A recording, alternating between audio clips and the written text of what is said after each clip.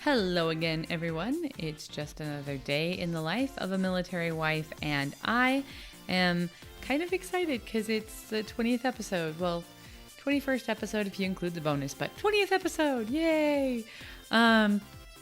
So I wanted to use a lens or a specific perspective to view today's topics, and that is based off of a book I encountered in college called Change Your Questions, Change Your Life by Wendy Watson Nelson. And she used to be the department chair for my department at my university, and as a result, I became really familiar with her research and her writing, and I particularly love this book.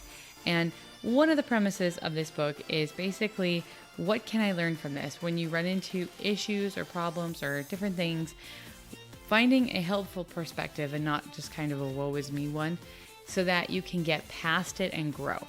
And that's kind of the take I'm going to use when examining today's topics.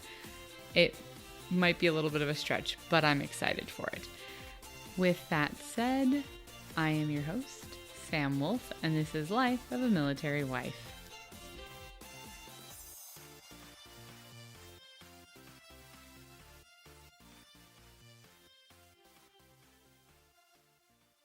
Okay, so our first topic is not what I would do typically, which this is about the time of the month where I'll go through things that are currently happening that impact military families. And this one is, but it's not a news article. It's actually just information I ran into at my duty station. And that is the commissaries are going to, not all of the commissaries, there's a list, so there's a website, go look at the list. Yeah. Are going to be offering online ordering and curbside pickup of groceries. And that is pretty revolutionary for the commissaries, at least in my opinion. And for the first 30 days, it will be free to use. After that, there will be a charge of $4.95 for each order. And I don't know. I'm interested to see how it goes. I have not used it yet. I've looked at the website. There is a whole how-to, step-by-step, do this, do that thing. But basically, the whole reasoning for this is that people are just really comfortable with online ordering and using mobile apps and everything like that. And then with COVID, they've realized it's not a bad feature to have. I know that's one reason why a lot of people I know shopped at Walmart or other stores that had that during COVID, is because it was convenient.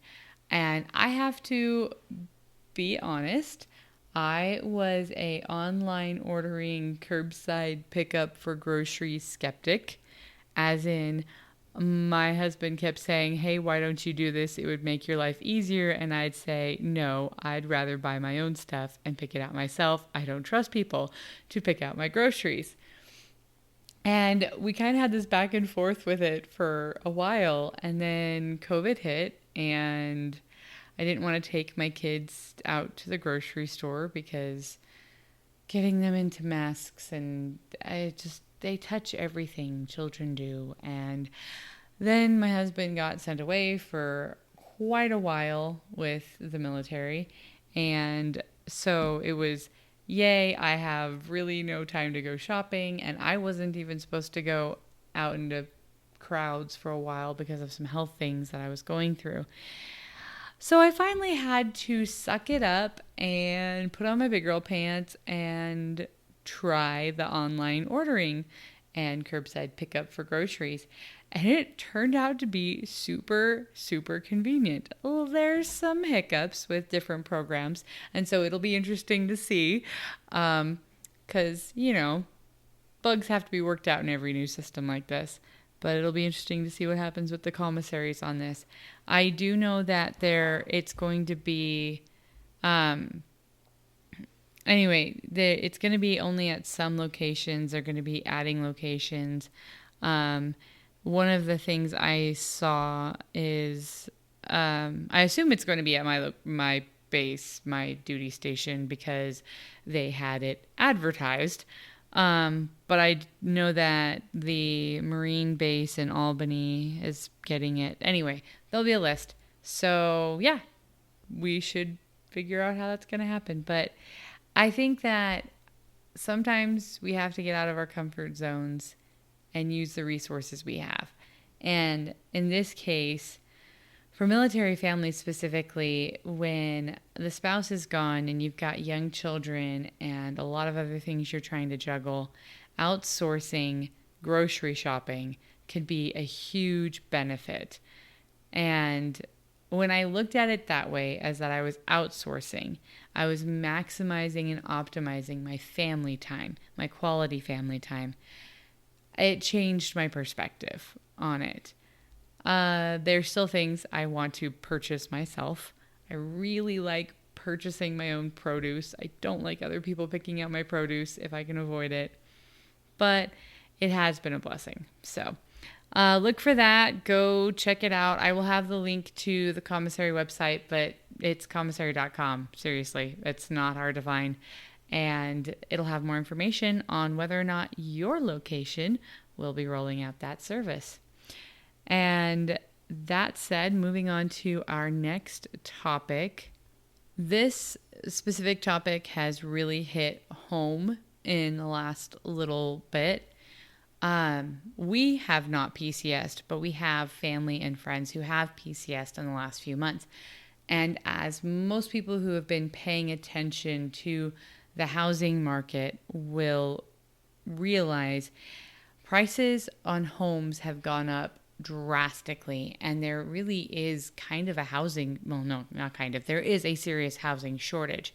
And ran into an article on Military Times that basically talks about how military families specifically are feeling the housing crunch and suffering during this PCS season because of the expenses that are going into this. And I've seen this in two different ways.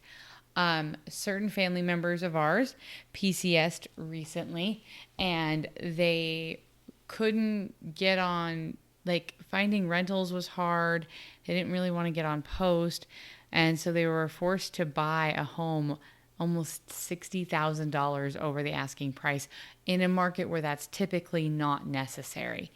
And I mean, you usually have to pay a little over asking price in that market. Not all markets are like that, but this is well above what is normal. And I've seen this actually with quite a few families. They've run into situations where they're having to pay just insane amounts over asking price.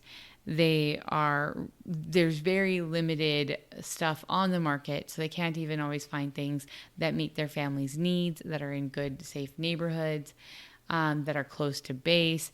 All of those things that are things that they are important to them that they need to take into consideration. And if the purchasing market is really tight, the renting market is super tight right now too. And that leads into the second half that they point out, is that there are families that just cannot compete. The prices are so high right now, they cannot compete to get into these homes.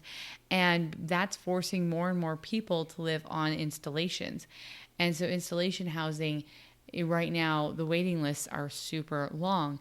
And there is particularly a young family that is straight out of AIT, where the husband has been stuck here for quite a while without his family, with no end in sight, because getting into on-post housing on the installation, there's just no room.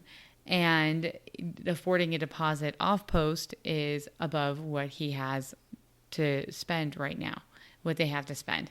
And so his wife and kid, they are in a completely separate part of the country, and he's stuck here by himself. And they said even if he could find a place to live, getting movers is a nightmare right now. So this is a real genuine problem, not just for the military community. This is affecting the civilian community, but in the case of the military community, the reason why it becomes super detrimental is the fact that these are mandatory moves. Like, you can't, like, when you're told you have to be here by a certain date, you can't just say, hey, couldn't find a place to live. Can I get an extension? I mean, that may or may not be a possibility, but most likely it's not, because needs of the military outweigh that. So you got to go when you got to go. And if your family can't come, then that's too bad.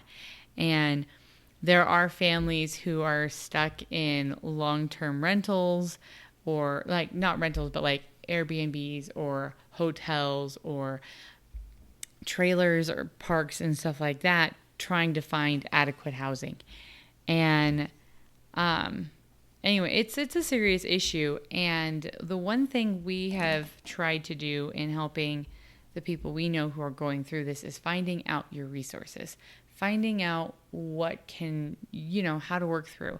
So if it's a case that you need to put out a deposit on an apartment or something like that because you can't get on post, the military has resources. There are places where you can get financial assistance.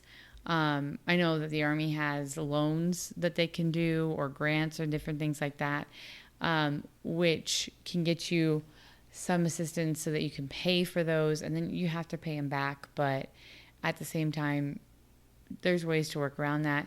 There are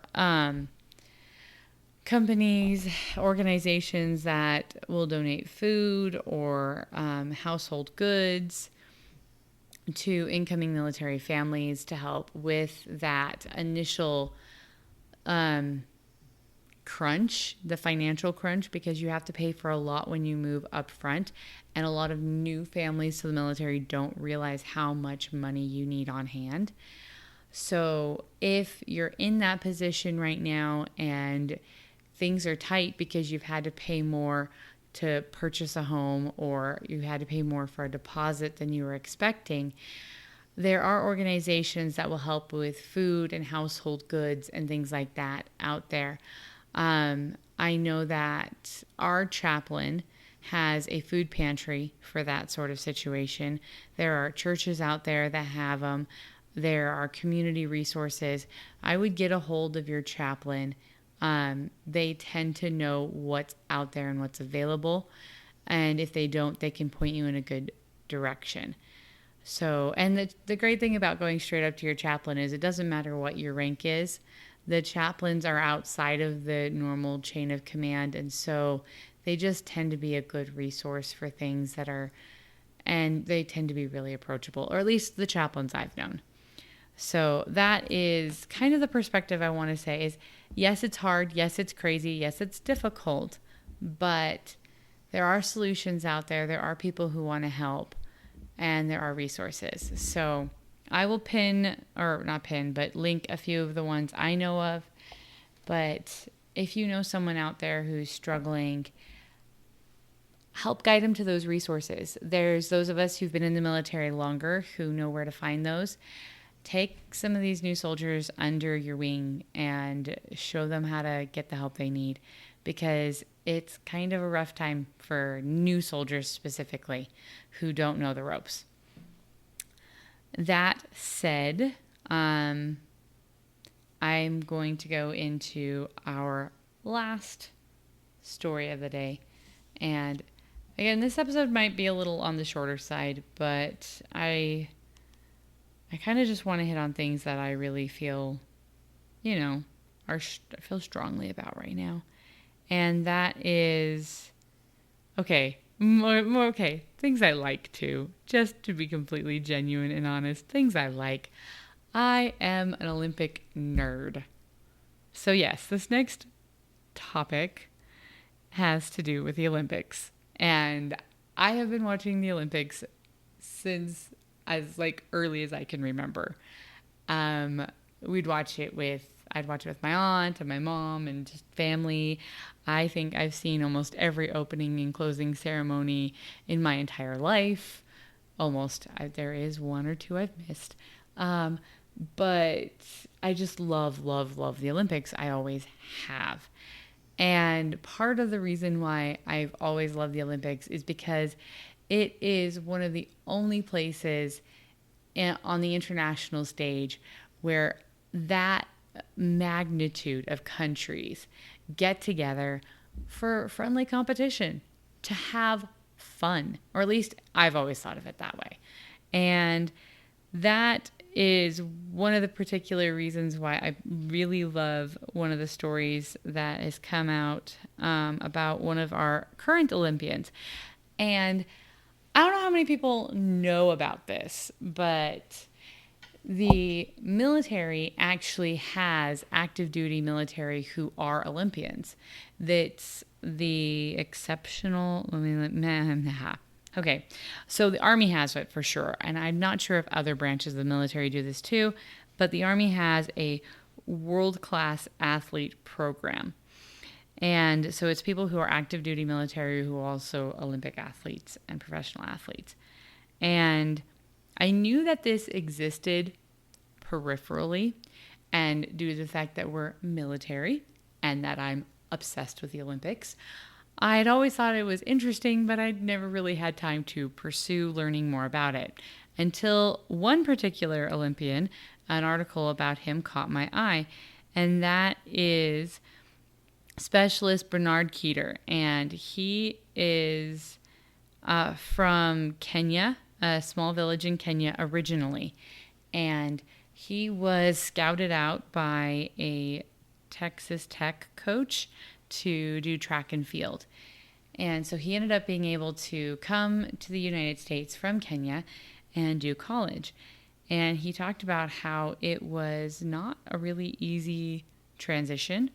And there were times where it was kind of hard, but he had encouragement from his brother was also an athlete, an Olympic athlete from Bahrain, I think, for Bahrain.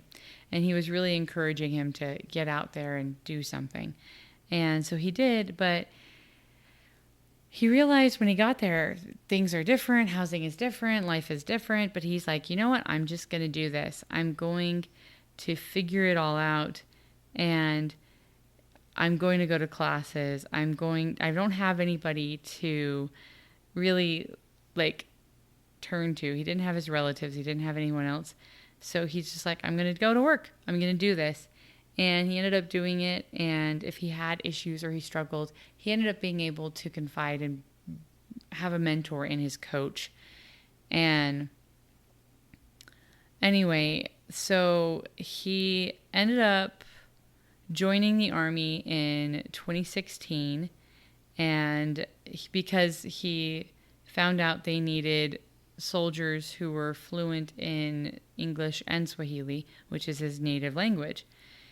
And he said that being in the Army is a life-changing experience for him, that he really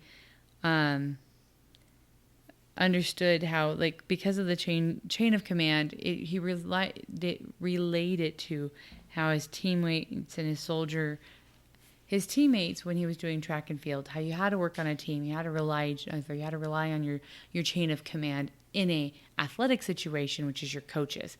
And then that translated to a soldier situation with relying on your platoon and your actual chain of command, and how that gave him a sense of family.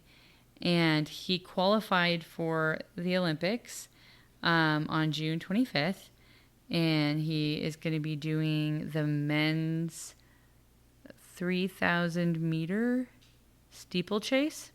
Yeah. So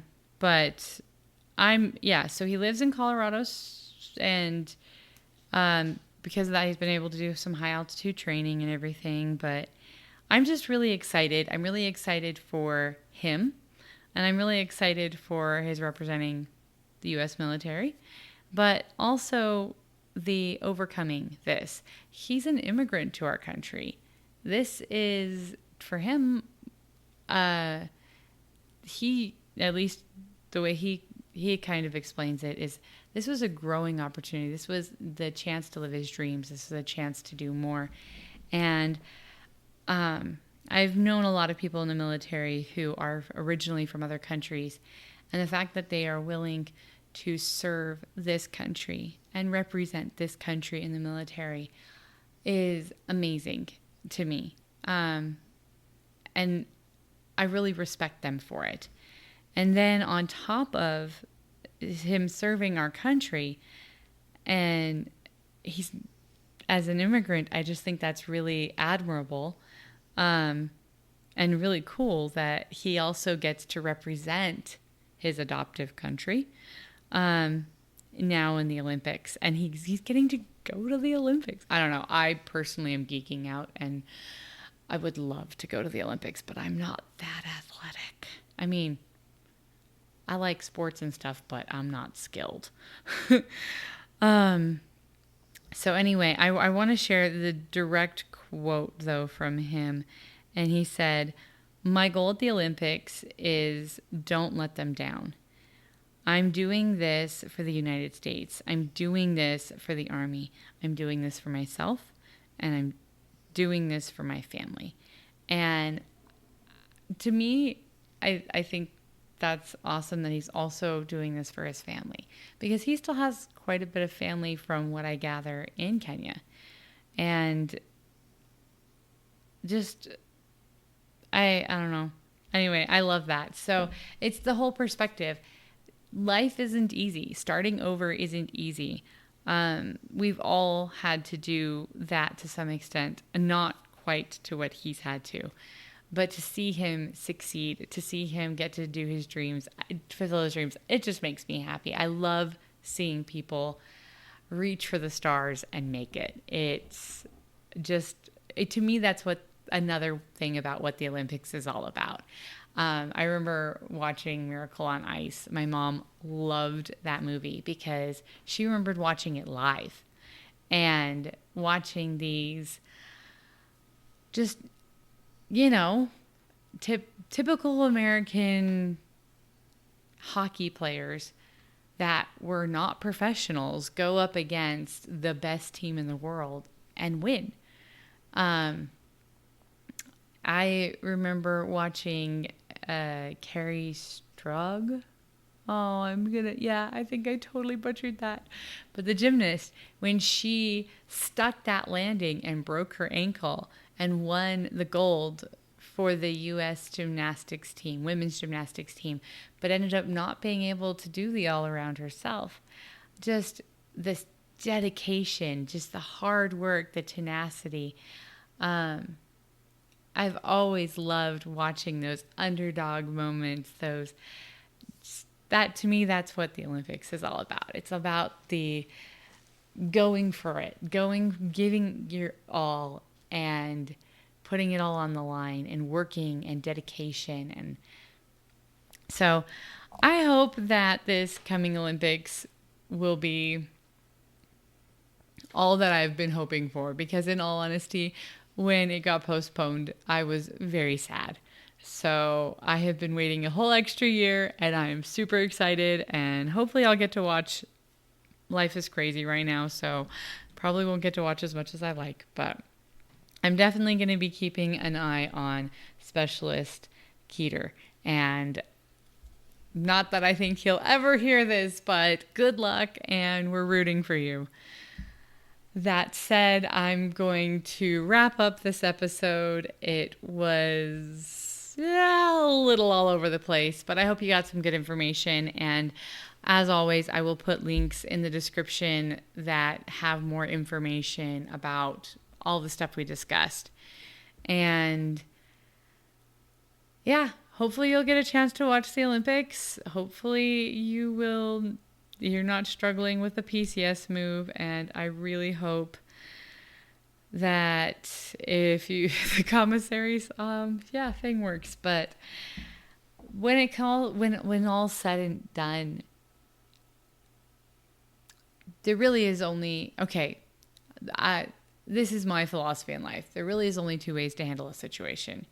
You can let yourself be upset and get stuck in the muck, or you can decide, I'm going to overcome this, and what can I learn from this, and get yourself out.